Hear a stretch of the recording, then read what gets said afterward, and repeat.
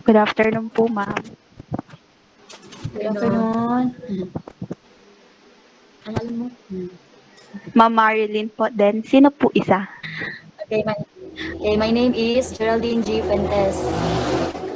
My name is Marlene F. Magallanes. Anong grade po yung tinuturuan? Pwede magtanong, miss? Yes po.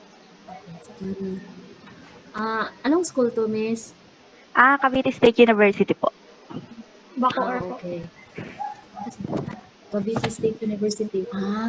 Okay. I thought grade 1. Me, Same grade po. 4. Thank you po, ma'am, sa pagpayag sa interview. Magtatanong lang po kami, ma'am, sa learning experience ninyo on early generation. Ano po, ma'am, can you tell us po about sa teaching and learning environment po in early generation? Sa generation po ninyo. Okay. So, for me, sa aking karanasan yung nag-aaral pa ko, the teaching and learning environment of early generation teachers that teacher make use of textbooks, workbooks as the references. They give assessment to written test only. They use lecture method in teaching, require students to memorize content from the books. They are usually autocratic form, the way they treat us. Next nga, tanong. Early generation, especially in teaching, they incorporate the traditional way of teaching in which the center of learning is usually the teacher. So the pupils must strictly the teaching of the teacher, and then also in case of discipline,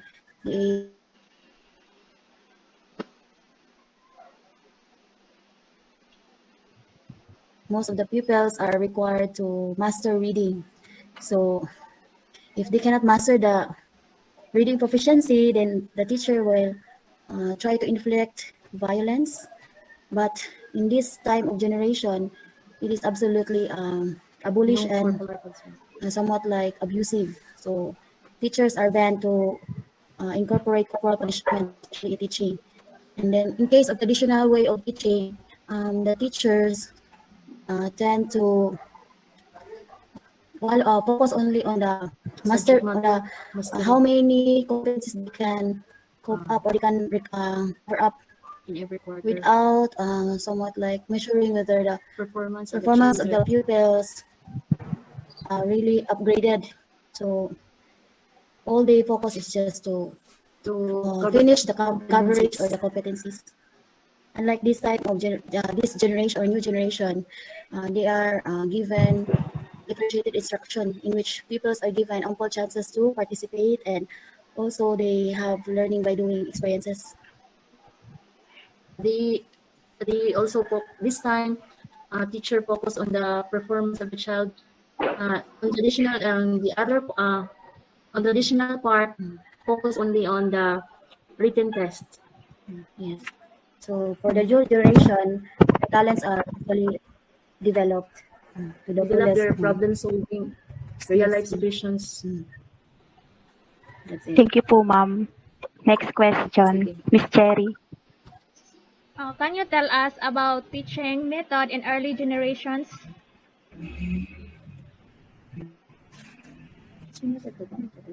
Teaching method in early generations.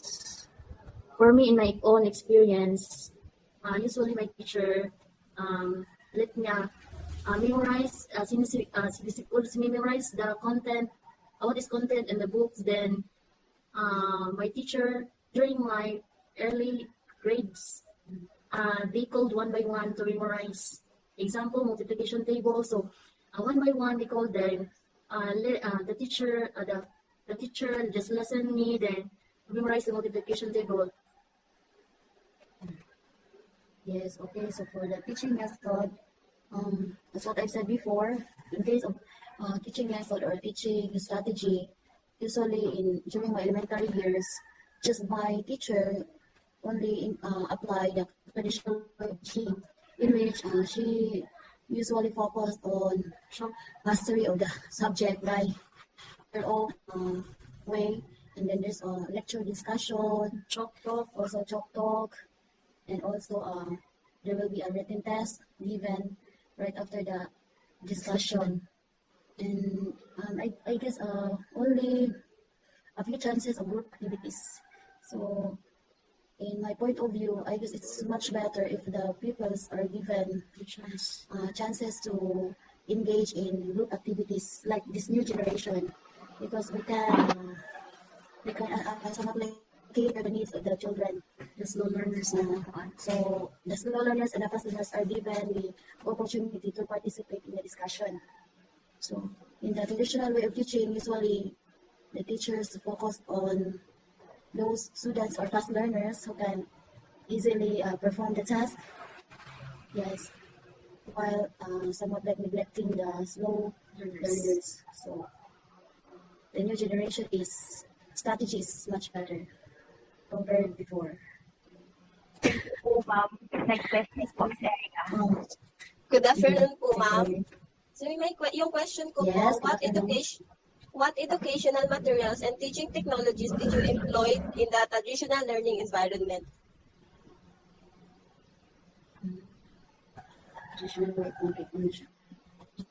There's, ang ginagamit usually good ma'am yung sa traditional is nagpo-focus sila sa cutouts, books, chalk talk, lecture. Ganyan lang. Yes, it's No more gadgets before. so in the traditional way of teaching, usually our teachers in the past just did use of visual aids like charts, flashcards, multiplication table, or any cutouts, and also textbooks. Only those other kinds of met. Unlike in the new generation, there's already a PowerPoint presentation, and also they can make use of somewhat like laptops, and also tablets for educating the pupils. So there's a big difference between the traditional way of teaching and the new generation teaching. That's it. Thank you po, ma'am. Next question po. How was learning achieved in early generation? Learning achieved by teacher during early generation is that during early generation teachers, usually the teacher used the written test only on how to play the pupils. Whereas today, nagamit na siya of performance task. Yes, okay. So learning is achieved during the in terms of somewhat like giving quizzes, formative or summative tests, and then also there's a constant repetition of the content. Especially, for example, when you want to master the multiplication, yeah, so it is usually repetitive or constantly repeated, and then also for reading, constant repetition of practice is really required for the students to achieve mastery. So for them to master the content, the repetition is incorporated or applied, and then also there's a test or assessment even. Yes, and like now there's already somewhat like oral recitation, and also there's a group activity or somewhat like. That's it. Thank you po, ma'am. Next question, Miss Cherry. How was assessment in early generation po, ma'am? Assessment during early generation of teachers was done through pen and paper test only. Okay, so the assessment is just only in the form of pencil pen test or paper pen test. Only for the early generation. Kung sino yung batang mataas yung marka, siya ang magiging first honor. Yan ang ginabasihan ng unang panahon. Kapag maliit yung score, syempre, nasa huli ka rin. Whereas ngayon, kung gamit lang na yung diagnostic test before mag-start yung conceiving, ngayon, in every day, we have a formative test, summative test for weekly or quarterly assessment. Thank you po, ma'am. Next question is Erica. Lahat, hindi katulad ngayon na according to the level of. So in performing the class activities, of course, as teachers, we have the so-called class program. Then, as what I've said, as what my co-teacher said, the kind of class is homogeneous. So, meaning to say, they will perform the same activities regardless of their intelligence or level of intelligence. So, we cannot categorize the level of intelligence of the pupils. Intelligences. So, this is more effective compared to the past or the traditional way of teaching. That's it. Thank you po, ma'am. Ito na po, ma'am, last questions. According to historian Christian Luz Lange, technology is a useful servant but a dangerous master. What are your thoughts on this? So, ang technology pwedeng nakabubuti sa atin, pwede rin nakasasama. Halimbawa sa learning, ang ating educational system ay hindi na pumipigil at doesn't stop because we can learn through distance learning. There is an online learning, printing of modules, sending activities using internet, mga gadget. That's it. So it means to say technology is boon and ban. So when we say it's boon, it has a positive effect to the pupils, but in the long run, it has also a negative effect. When we say it's positive because it's a pandemic, so it's already prohibited. So through the use of technology, education can be continued through the use of virtual way of teaching. And then in our case in public school, if the learners somewhat like confused about the lesson, they can study online, they can search a video clip, especially in YouTube. There's also a TV that will clarify the cobwebs on their minds, especially if they cannot understand the lesson on the video. So in that case, technology is really an advantage and has a positive impact to them. But for the negative effect of technology, especially if we are going to abuse it, nowadays pupils, they are somewhat like addicted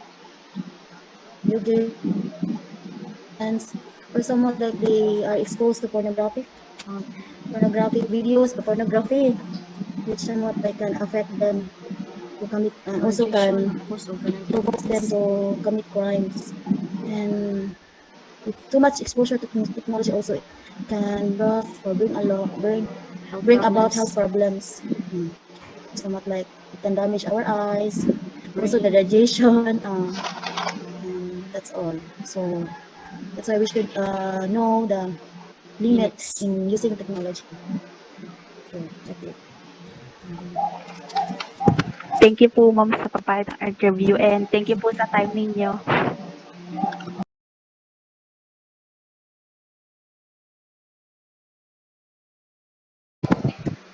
Hi, Kuya. Good afternoon po. Good afternoon din. Po for agreeing to the interview. Yes, Can you anytime. give your name po? Ano po Ah. name nyo? Ako po si Ariel Halad. Ilang taon na po kayo? 22. Nag-aaral pa po kayo? Opo. First Ano year. pong first year, ano po? BS IT. Magtatanong lang po kami about po sa technology ng new generation po. Okay, magtatanong lang po kami. So, how teaching and learning environment in this new generation? For now, the face-to-face classes will not be allowed again due to this pandemic, and now we remain to online classes and keep our environments safe and sound, neat and clean, using our connected device such as tablet, smartphones, PC, and laptop with internet. But some schools come up with modular classes due to internet problems or no connectivity. Thank you That's all. po, sir. Next question, Ms. Cherry. So, what is a teaching method of new generation? Mm, the teaching method for now in this pandemic, somehow we use applications for gathering modules, tutorials, activities, and exams, such as USTEP, EdPuzzle, Google Forms, and others. Thank you. Thank you, Ms. Erica. What educational materials and teaching technologies have you used in this generation? Um, as an IT student, the instructional materials are modules, Google Jobs, and the technology we use usually laptops or smartphones. But because I only have a smartphone, I use applications and websites such as CPP-SH, SoloLearn, and CPP Droid to make activities such as C++, Web, Python, and many more.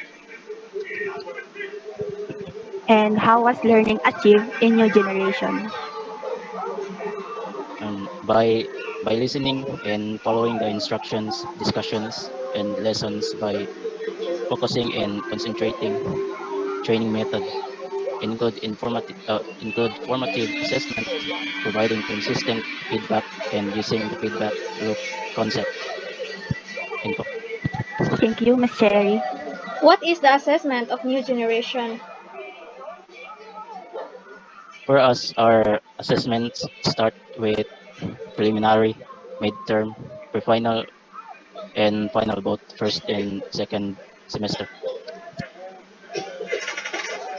Thank you, Ms. Erica. How do they conduct class activities in this generation? For for class activities, we make such as PowerPoint presentations, warm-ups and exercises, groupings and partnering tasks, assignments, interviewing, quizzes, and many more. Thank you. And last, according to historian Christian Luz Lange, technology is a useful servant but a dangerous master. What are your thoughts of this? Um, I agree to that because technology might be handy to use as for any kinds of important needs and information, such as contacting our loved ones from afar and abroad. But what makes it dangerous are being used as a bad intents, such as cyberbullying, trolling, and abuse to because of online games. That's all. Thank you po. Thank you po. Thank you. Thank you, then.